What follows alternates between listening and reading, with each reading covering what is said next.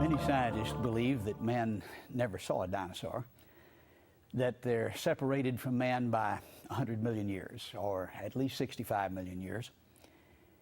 There are, however, many scientists who disagree with that based on the empirical evidence. And there is a great deal of evidence that man and dinosaur did exist at the same time. We want to look at some of that evidence this morning, especially what we find in Acámbaro, Mexico. This is an area where we find ceramic dinosaurs from over 3,000 years ago that were excavated in the early 1900s. It's very obvious that these ceramic figurines are of dinosaurs. There are a number of different styles and materials that were used in making them. This is down in Mexico in the Central Highlands in the state of Guanajuato in the city of Acámbaro. This is a very interesting colonial city with a rich history. And in this brochure that advertises the city, we're told that there we find the Chipiquaro culture, which was over 3,200 years ago. And it is from that culture that we find these figurines. The culture was actually defined and discovered, or co-discoverer, Waldemar Julsrud, who immigrated from Germany to Mexico in the early 1900s. He was actually escaping what he saw developing in Germany at that time that he did not appreciate and wanted his boys away from that. And to escape Nazi Germany, came to Mexico. He was a trained archaeologist and became very famous for his work here in Mexico. And certainly well known in the city. This is the museum that houses most of the Chipiquaro figurines and artifacts, and is the museum of the Chipiquaro culture in the city, Chipiquaro, just about 8 kilometers north of Acámbaro in the same vicinity. In the early 1900s, Waldemar Julsrud was a prominent resident here of the city, and was riding horseback one morning out in the outskirts of town near El Toro. This is a mountain there at the edge of the city. And at the base, we find a number of archaeological excavations. He was riding along an irrigation ditch and saw some of the figurines sticking out, stopped and excavated them, and from that found thousands of these, and ultimately collected over 30,000, which filled his house. He was consumed with his interest in this culture, and especially the dinosaur figurines. This is the house as it appears today. It's been turned into a hardware store, but it's a large mansion that takes up most of a city block. Charles Hapgood actually brought my attention to this. He's professor of history, or was professor of history and anthropology at the University of New Hampshire. He is now deceased. But he had heard about these and came down to Mexico to investigate. And these are photographs that were taken when he was investigating in the early 50s. And from these photographs, you can see that obviously they're strange creatures, but especially here in the foreground, you see obviously dinosauran features. And these were from the collection that had been amassed by Waldemar Julsrud over a number of years while he was collecting these. Hapgood enlisted the aid of Earl Stanley Gardner, who was a friend, obviously very good at investigating mysteries. He was a criminologist. He had been district attorney in the county of Ventura in California for over 30 years, and of course had written the Perry Mason stories. And he's the author of those famous TV, movies, as well as many, many books. He's referred to on the website that describes him as the world's most famous lawyer. He wrote a book about this mystery called The Host with the Big Hat. The same author that wrote Perry Mason described this mystery and his investigation of it. Obviously, it's controversial because it describes the coexistence of humans and dinosaurs, and some scientists would just dismiss it outright because of the philosophical implications, not because of the actual evidence. This would fly in the face of evolutionary theory, and so no matter who it is or how much evidence, they're not going to accept it. Here we see a picture of Professor Hapgood, Earl Stanley Gardner, together with Carlos Jules Rudd, who was the son of Waldemar Jules Rudd, and they worked together to try to solve this mystery and to prove that the father, Waldemar Jules Rudd, was not the one who manufactured these, which is what the critics were saying. 33,000 figurines, a variety of styles and materials, just mind-boggling array, all from one individual was the, I think, ridiculous claim. But Earl Stanley Gardner was enlisted to help investigate this and to prove it. And here we see him looking closely at some of these figurines, and he has pictures of them in his book. Here is one of the pictures from his book, and we notice the title, which says that dinosaurs do appear abundantly throughout the collection. He interviewed at length Carlos, the son of Waldemar Jules Rudd, who had gone out with his father to excavate on a number of occasions and had found numbers of these things while he was working with his father. He also here is seen interviewing Professor Hapgood, and the two of them worked together. And notice in his book the description of the work that was done to refute the idea that Waldemar Jules Rudd was the author, the manufacturer, the source of these dinosaur figurines.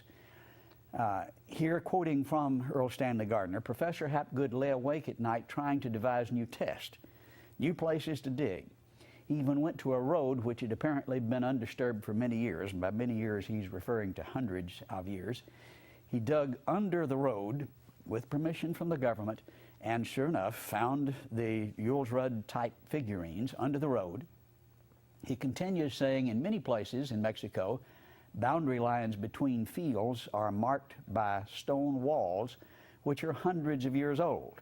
And he goes on to describe excavation under these walls where, again, they found examples of the Jules Rudd type figurines, including dinosaurs. And then an amazing, just ingenious test was proposed together with the chief of police of Acámbaro. His house had been built some 50 years before Jules Rudd immigrated from Germany. It was one of the original houses. Adobe brick was the construction material. He said, let's dig under the house of the police chief, under the living room floor. And if these figurines are found there, then obviously Jules Rudd would not be the source of this material.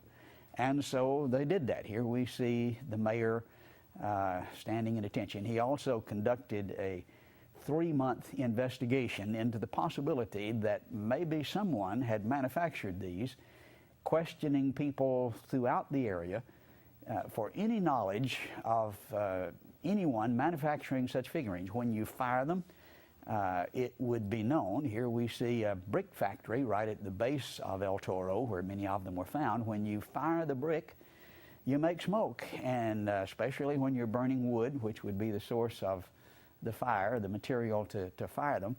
And you can't do this without being known. And in a 3-month investigation, the police chief found no evidence that they had been manufactured recently.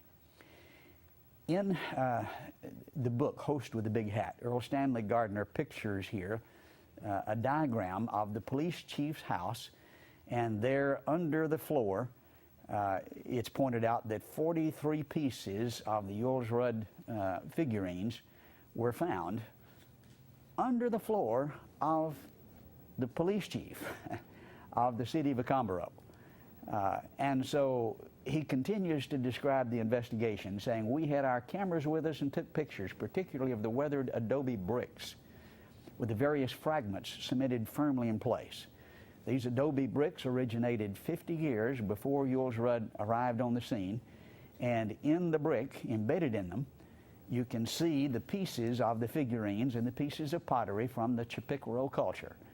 He continues saying, "We scratched around enough on the cut bank of Bull Hill, or El Toro, to see that the soil was liberally studded with artifacts." And then he has pictures of these artifacts in the brick. Obviously, Jules Rudd didn't do this, and then concludes, and this is a very flat-footed statement for a criminologist, a careful scientist to make. He says, "It is absolutely, positively out of the question to think that these artifacts, which he saw, could have been planted." Now that's Perry Mason, or Earl Stanley Gardner's conclusion. He proved it. In his mind, there was no question but that these certainly go back much further than Earl Stanley Gardner. We didn't really know what dinosaurs looked like before the 1900s, or didn't know that well. We had a very poor view, and we'll talk more about that in a moment. But further testing was done by these two men, Hapgood and Gardner. Radiocarbon dates were obtained, submitted by Professor Hapgood to Isotopes Incorporated in New Jersey. And sample number one was about 3,500 years, and then 6,400 years, and then 3,000 years. And so there was a significant range. But if these are over 200 years, they are before we knew anything about dinosaurs, and they're supposed to have been gone then for 65 million years.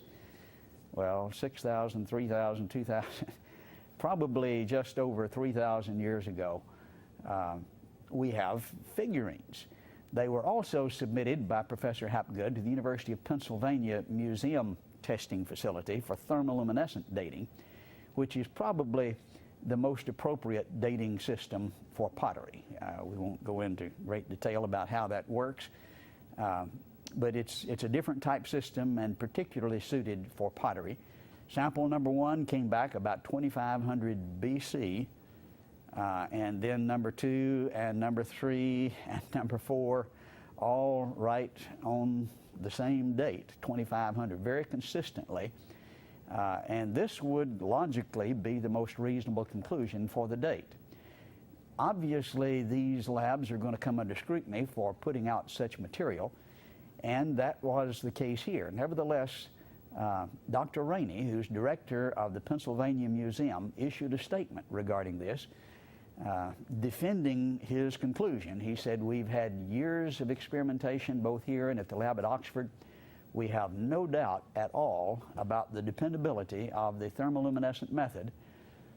I should also point out," he continues, "that we were so concerned about the extraordinarily ancient date of these figurines that Mark Hahn and our lab made an average of 18 runs on each one of the four samples.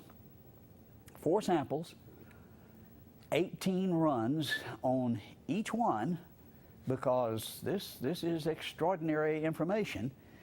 And they still continue to get the same consistent dates.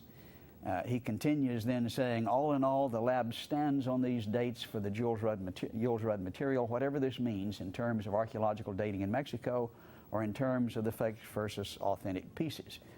The lab takes the stand because they were extraordinarily cautious and made 18 runs on 4 samples. Well, they took even greater flack when this letter came out, and 3 months later he withdrew it without giving any reason at all. I think I know exactly why he withdrew it, but he certainly was not because of empirical evidence. It was because of the philosophical pressure of his peers. With such information, I was intrigued. What is the truth? What is the answer to this mystery in Accombaro? I went down with Dr. Dennis Swift to personally investigate this material. We were there in 1999 twice, and then in 2000, and actually we've made about a dozen trips now.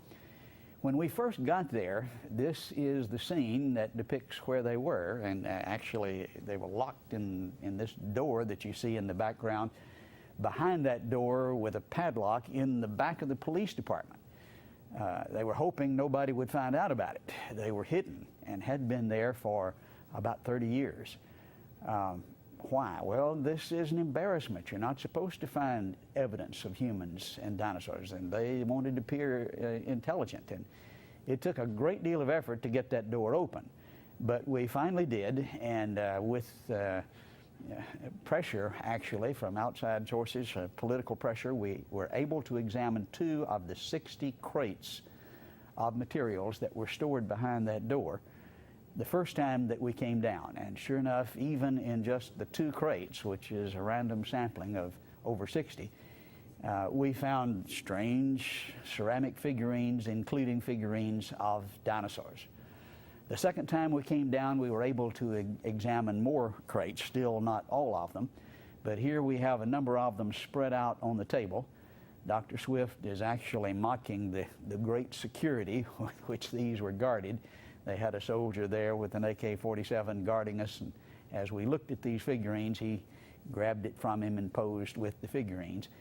But they had been, of course, under lock and key. Nobody could see them. But with our investigation, we finally brought them to light and were able to make photographic record of a number of these. We see in this picture an amazing variety, both of ethnicity and styles and materials that are reflected in these figurines.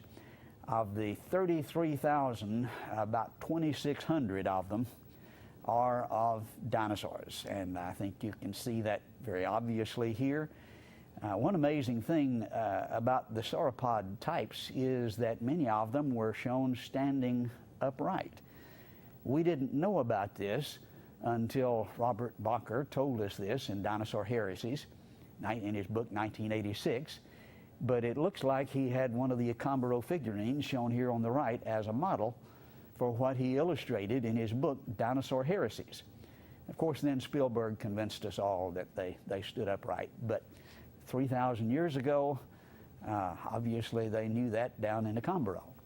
Now, this is what we thought dinosaurs looked like way back in about 1850.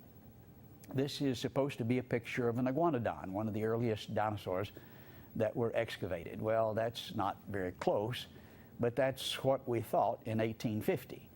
By the turn of the century, this was 1895, we had him depicted differently, kind of a stand-up alligator with a long tail dragging the floor. Not very accurate, but closer. But now then we know that iguanodon looked like this. This is a restoration from the year 2000. So now we've got a pretty good idea. Notice the almost horse-like head and the tail that sticks out right. The ossified tendons along the tail show that it was stood outright like a bird. If it drooped to the ground, that meant it was broken. But notice how the people in Accombaro depicted this over 3,000 years ago. Just almost identical to what we now have finally learned. This is the way they looked when we first started in the 1800s, 1900s, but now then we know it looks like this, and the folks in Accombaro got it right 3,000 years ago, as they did with the stand-up sauropods. Another figurine appears to look just like the ankylosaur that we see depicted here. Very, very similar. There's a wide range. I suppose sauropods are the most popular, but 2,600 of these that I've examined. I have 20,000 digital images that I personally took of this collection. We've examined it carefully. Here are flying pterosaurs, and a totally different style, different materials, obviously a different artist. Some of the critics have said, well, it's all made by the same fella in a short period of time, and the numbers were to impress people. 33,000 is kind of overkill, isn't it? And certainly there's a tremendous variety of styles and materials not made out of the same stuff as is obvious to an objective observer, but a bewildering array of mysterious creatures. What in the world were these for? I think the most reasonable explanation is that they were apopropathic. This is a fancy word that archaeologists use, actually coined from the investigations over in Mesopotamia, where they found caches of these buried under the threshold of dwellings, or where dwellings had been. And we find these often in caches of 20 up to 30 packed in sand, surrounded, of course, by the clay soil. And it would appear that they were buried carefully. Some have suggested maybe the enemies were coming and they buried their gods, their idols, to protect them from the invasion. I strongly suspect they were like the apopropathic figurines in Mesopotamia that were buried under the threshold to ward off evil spirits. And that's what this fancy word means. It's to scare off the evil spirits. Well, if you're going to scare off spirits, I suppose dinosaur figurines would be as efficient as any. But the bottom line, we don't know. These are several different ideas that have been proposed.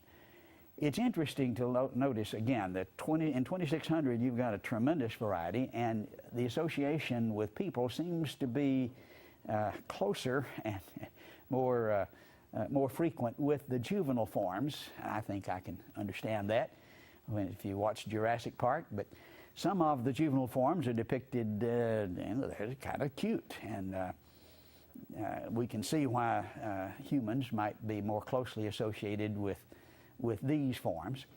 We also find, besides dinosaurs, other out-of-place figurines. Here is a horse. This is typical of the Pleistocene horse, Ice Age, which wasn't supposed to be in Mexico till the Spaniards brought the horses. Here is another one that is with a man trying to ride it, who has lost his head. It's broken in this figurine. But an amazing turn of events involves the find of the unfossilized tooth of a Pleistocene horse associated with the Pleistocene horse itself. This tooth was identified by George Gaylord Simpson of Harvard, who is the leading expert on fossil horses, was the leading expert in the world. Well, here is the Pleistocene horse, here is the Pleistocene tooth, unfossilized, found with it. The mystery deepens, or at least maybe the picture, contrary to the standard evolutionary picture, is getting more difficult. We went back to try to verify Gardner's research. I think he did an excellent job. We thought, well, let's just look and see if we can repeat what he did and re-verify.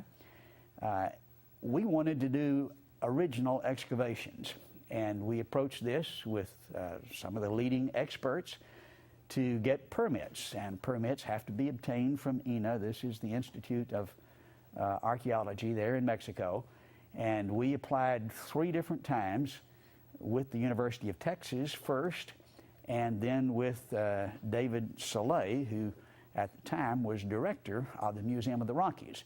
He's actually Jack Horner's boss. Jack Horner is the individual, if you saw Jurassic Park, the real-life character that who the story is based on. He's the fellow represented as digging up dinosaurs up in Montana.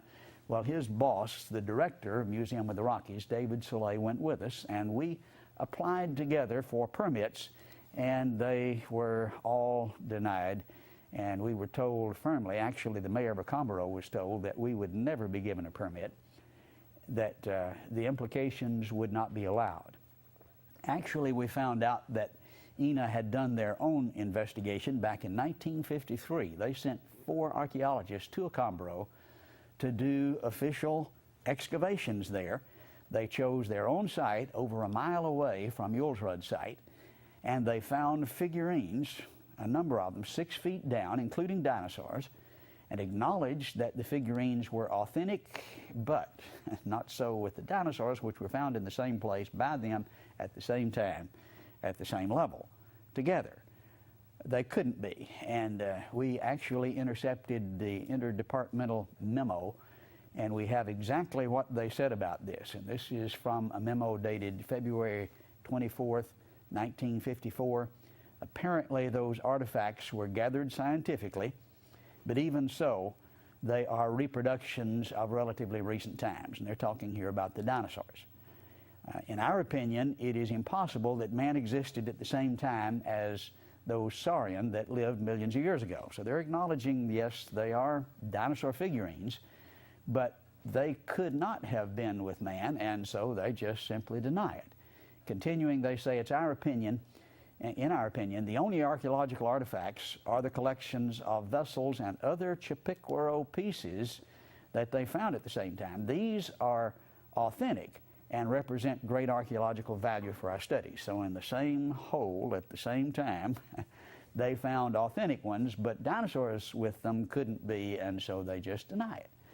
That's why it is the philosophical pressure that says you cannot have humans and dinosaurs together. That would destroy the picture of evolution that's in the textbooks. And so here's what's real and here's what's not based on the evidence, but based on the philosophical conclusions. We brought an expert down to examine these. This is Jim Collins, who is with the University of Texas. He's an art instructor, a ceramics expert, and he found a number of things about these figurines that we didn't know. For instance, he found many, or most of them, were actually double-fired. Some had wondered how such fragile figurines could be maintained intact in the earth all of these years. And of course, if you go to the Museum of Anthropology in Mexico City, you'll see dozens of similar figurines that remained intact, which they don't question. But these have been double fired. These people were rather sophisticated in their technique. And of course, somebody just making fakes by the thousands wouldn't go to this kind of trouble. You can see that some of them were broken, and where they are, you can see evidence of this slip on the outside that is a sophisticated pottery technique. This is compared with the broken piece from the National Museum of Anthropology and compares favorably with it, actually better fired than this excellent piece. We went back to the house that the police chief owned, under which Earl Stanley Gardner had excavated 43 pieces of Yules Rudd type material, and found that it had been covered with modern brick now in modern times, and that was somewhat disappointed. We wanted to see the adobe brick. We did look across the street, and sure enough, there it had not been covered by modern brick. The adobe brick was still obvious, and as we looked carefully here, Professor Collins is looking closely at those brick, and you can see, yes, as Earl Stanley Gardner said, they are studded with the pottery pieces from the Chipiquaro culture, and that's obvious. And as we look carefully at one of the bricks, this is directly across the street from the house of the police chief where Earl Stanley Gardner investigated. In one of those bricks, lo and behold, there's a dinosaur sticking his face out. And if you listen very carefully, you can hear him say, "Na na na na na na," just making a mockery of the idea that man and humans have to be millions of years apart. These brick, done 50 years before Yules Rudd arrived, contained pieces of the ancient Chipiquaro culture, which were scattered in the clay and scooped up and used to make brick, not intentionally taking the fragments, but you just can't scoop up the material without getting some of them in it. Let's go back and look carefully at some of the witnesses who have testified to the fact that they helped Yules Rudd excavate these, and that these were parts of what was found from original excavations. One of the more credible witnesses, I believe, would be the grandson of Walter Yules Rudd. He is a rather well-known contractor in the area. He is well-to-do, well-educated.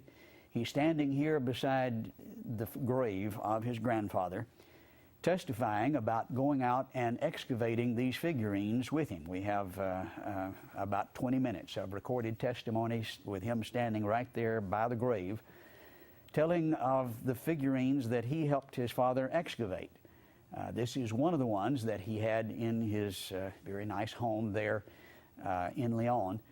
And here, this is a beautiful dinosaur of the sauropod type that he personally excavated with his grandfather. We also found, as we investigated and talked to a number of witnesses, that El Toro was not the only site where dinosaurs were found. On the opposite side of the city, the north side, you find El Chivo, Goat Mountain. And at the base of this mountain, there was a lake and a site where ancient Chipicoro people had made dwellings. And you can see places where the dwellings were there between the lake site and the bottom of the hill. And I was taken there by an individual, Mr. Espinoza, who is now an accountant there in Acambaro, who as a teenager went with Waldemar Julsrud. He had enlisted several of the young people to go with him to help him dig and to help him carry back the materials that they found. And he took me to the spot. He said, here is where we dug, and here is the type of thing we found. He drew sketches of the materials. A very credible witness. And then we have Dr. Hinion, who is actually a hero in Acambaro, or at least I would describe him as such. Several did to me. He has a medical practice in Guadalajara, several miles away, but he comes back on the weekends to help the poor people of Acambaro. Their culture, their economy is not nearly so thriving, and many of them are poor. And he practices medicine there in Acambaro free of charge to help those who are poor. He could run for mayor and win hands down. He's not interested in that. He's interested in helping people. But he told us that he was one of the ones who went with Julsrud to excavate these. He excavated them with him underground that was hard packed, covered with grass and with cactus. And on one occasion, they got literally 2 big sacks, these what we would call toe sacks, burlap sacks, full of these figurines in one trip, put them on the back of a burro, and came back. A very credible witness who is certainly willing to affirm that this is the case even today. And then we have Mr. Martinez, who was formerly chief of the federal police in the area just about 10 years earlier when this picture was taken. He is now retired.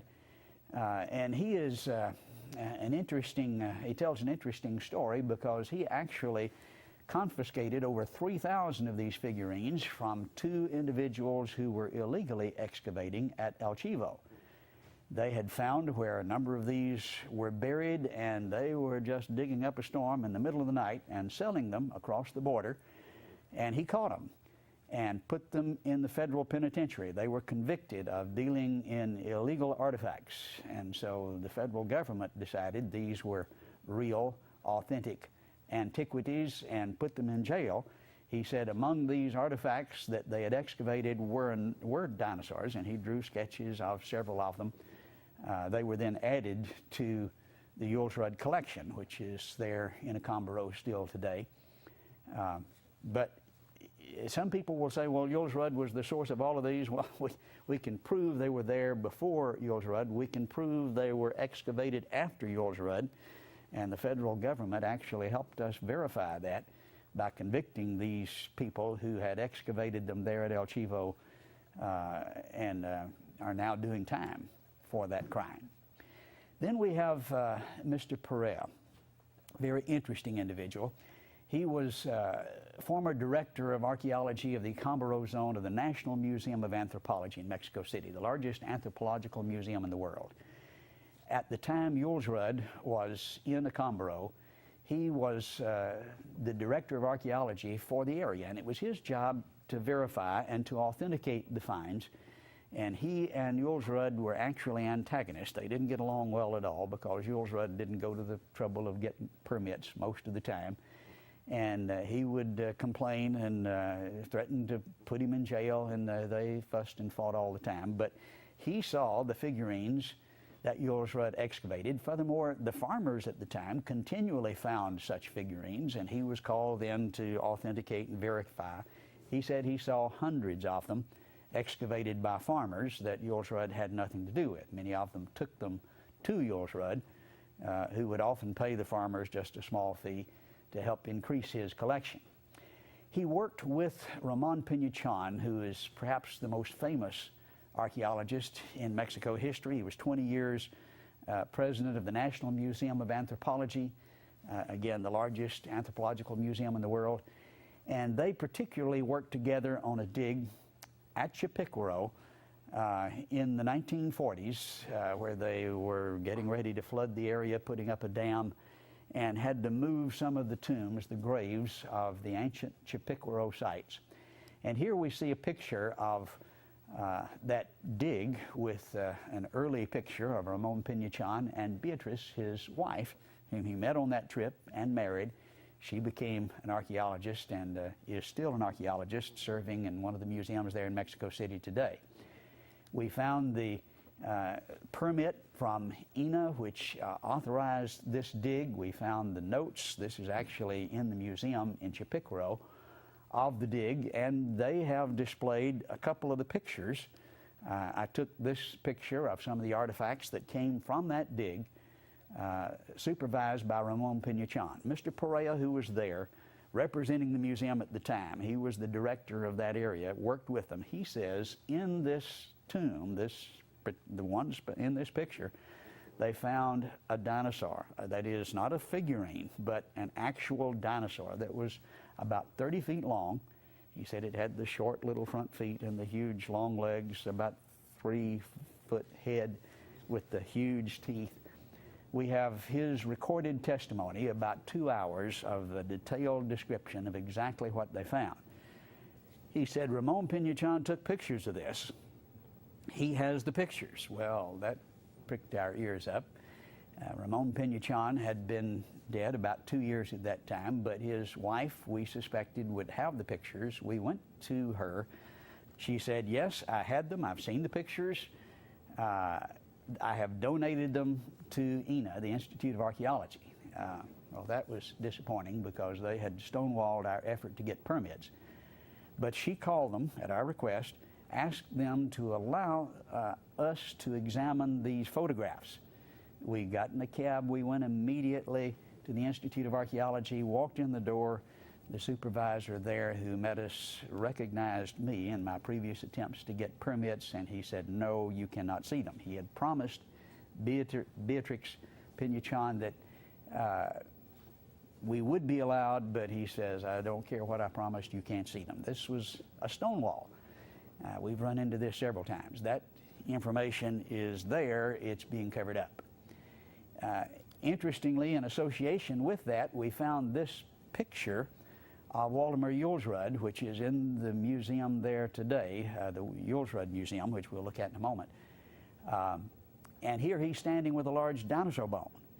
In his book, Enigmas of the Past, he describes finding, partially buried, a dinosaur with fresh bones, that is unfossilized, and here he's standing there with one of those bones. And we took the picture to some experts to see if they could identify that. And here we see Brooks Britt of the Department of Geology at Brigham Young University making the comment, the large bone appears to be a sauropod rib.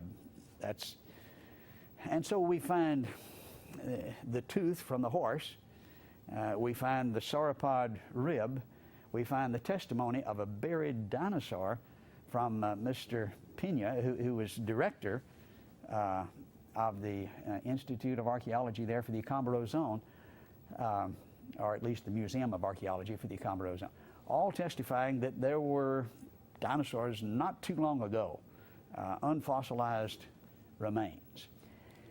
As we look at the incredible variety of styles and materials and subjects of the 33,000 figurines, it's just mind-boggling. I think we're looking at a pig here, maybe. Probably a pig here, but this wasn't made by the same fellow. This is a totally different style. And maybe that's a pig, but certainly very, very different. Possibly we're looking at a dog here. Another one here with his master that looks a lot like Chewbacca. Here's, I guess, a bird, rather stylistically done, and another totally different bird. But the array of styles is just mind-boggling.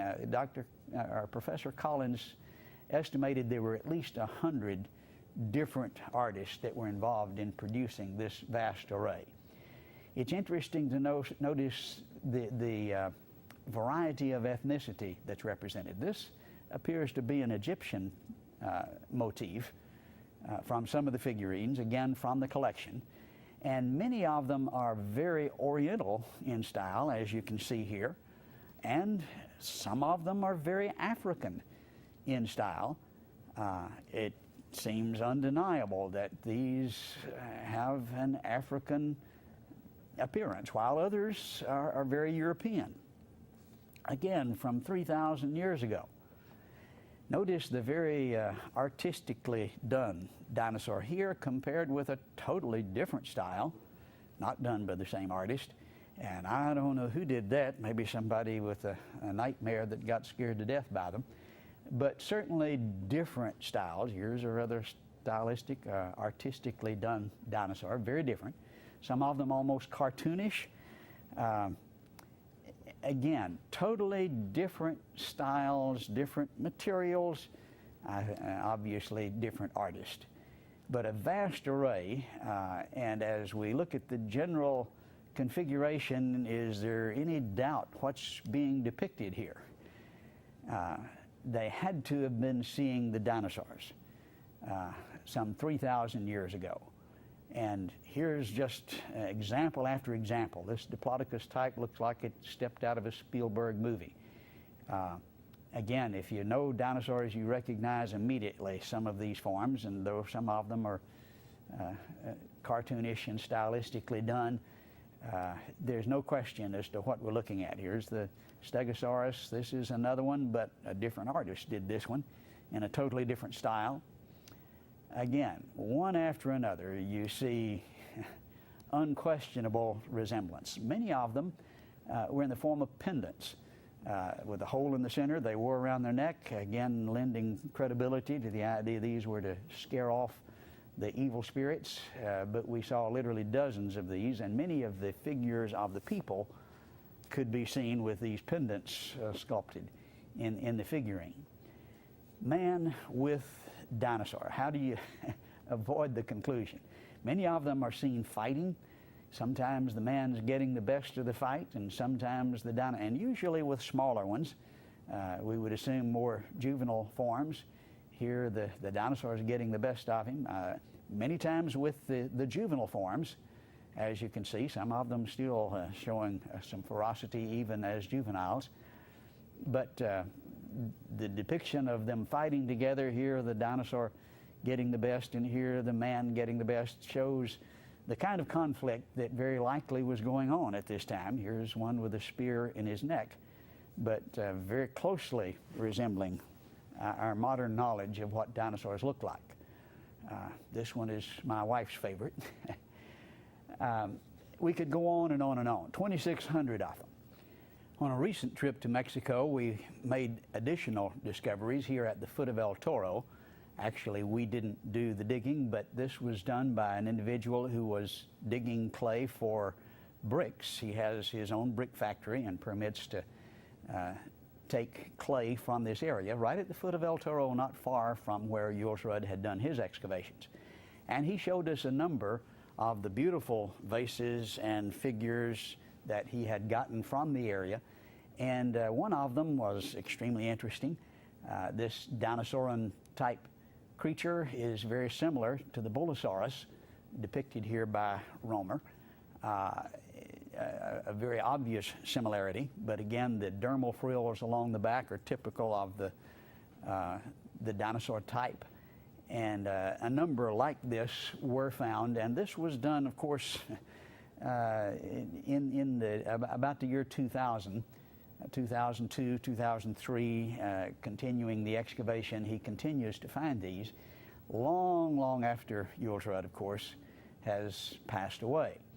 They continue to be excavated in spite of Ina's strong effort to keep us from doing that. We can't, or we would be in jail because we don't have the permits.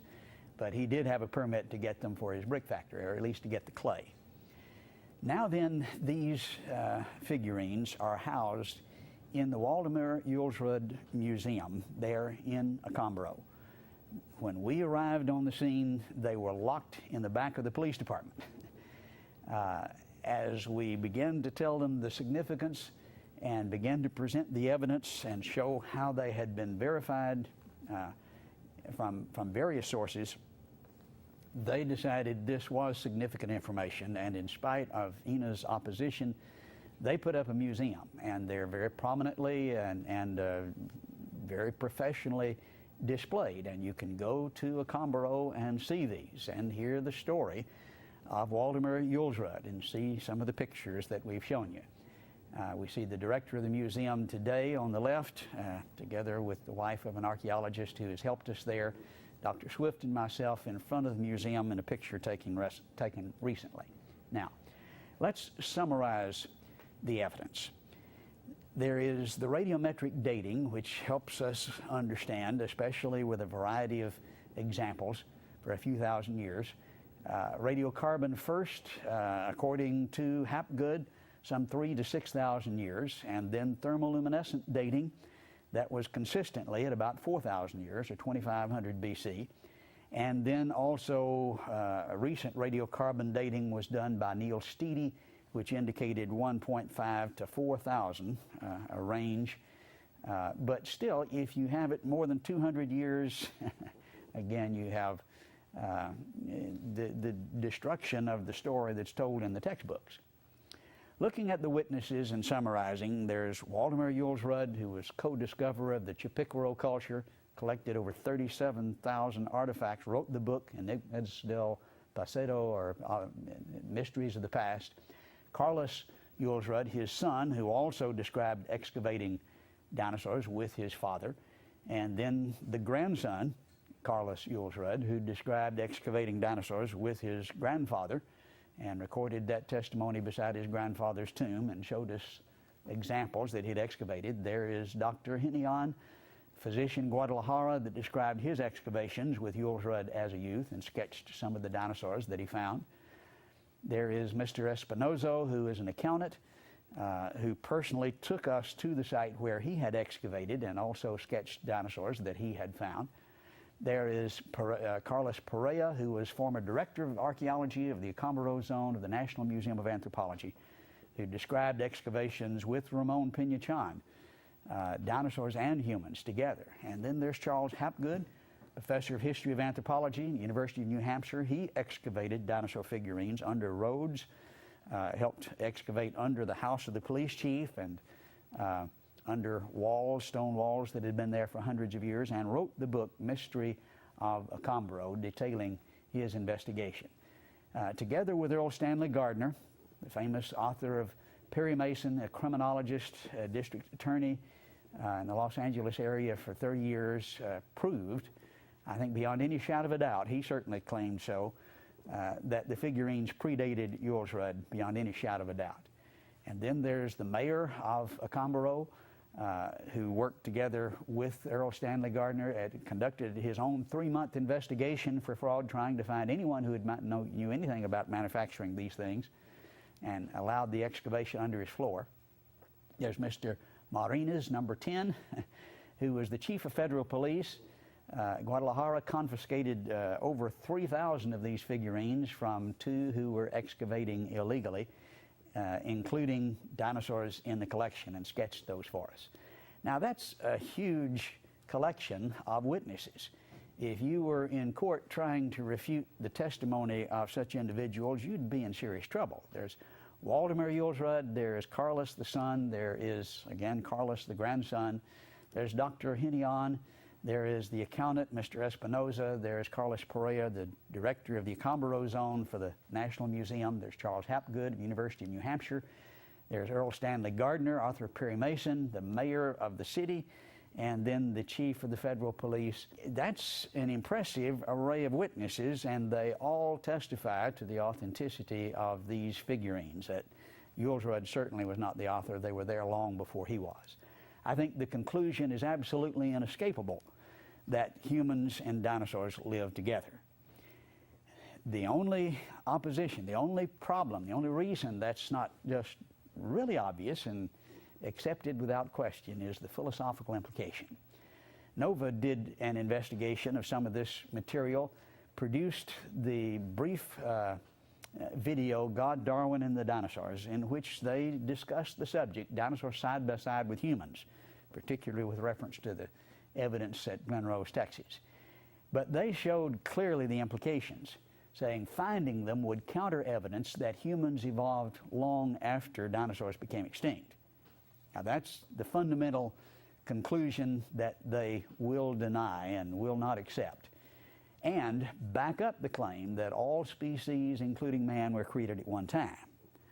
Now that's the significance, according to NOVA, and I think they're absolutely correct.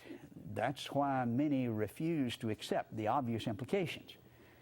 I think we ought to be honest and just follow the evidence where it leads. That's good science, that's good archaeology, and that's what we ought to believe.